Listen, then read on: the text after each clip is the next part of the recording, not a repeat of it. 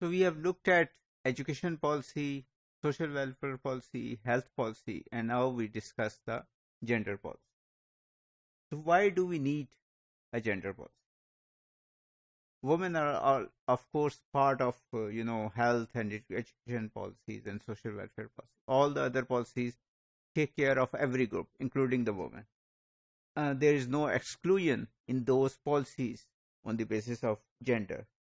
And of course, if we try to make policies for every single group, it would be much difficult. It is much easier to have a comprehensive one policy for all the different groups.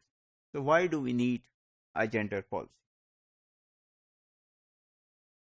We have seen over the years that development programs and projects have not benefited both genders equally. So they have sometimes, or most of the times, they have benefited the male section of society more than the female section. So look at the education. So education has, government has tried to provide education to everyone, right? So it has not discriminated against women in providing schools. But if you look at the quality or the quantity, in both terms, women are much or far behind as compared to men in Pakistan in terms of education or literacy. So in Balochistan, for example, there's a 20% of gender gap, as we have seen previously in the education while discussing education policy. So similarly is the case of health, that in case of health, women have specific problems which, for example, pregnancy, which men don't have. So if you have a health policy which takes care of other things, including pregnancy, and not talks about it, these issues or childbearing or child issues, so it will create more problems. So these are the things why we need a gender policy, specifically gender policy. Then, of course, not having a gender policy means that most of the decisions are made by men.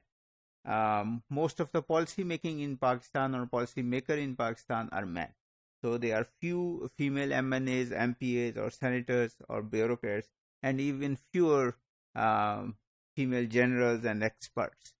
So all these people who are making policies are male, and of course they forget, or they are not conscious, or they don't know what problems women face. Sometimes development actually hurts women if you don't focus or take care of the problems which women face. For example, if more money is given to men, it means that the patriarchal circles systems are strengthened. So that's why, for example, in BISP, it's the women who are giving the money, not the men.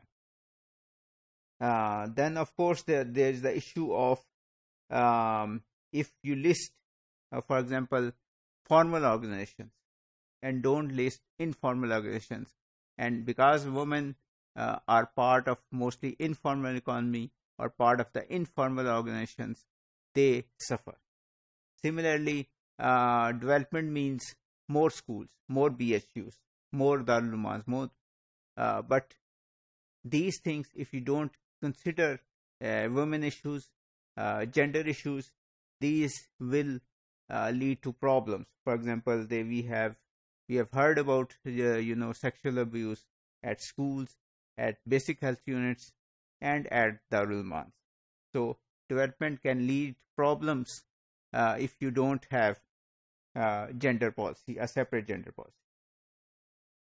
And of course, when these problems are realized, previously there was one policy, nobody was concerned about women separately, and even only after recognition of all these issues, we have separate gender policies. Thank you.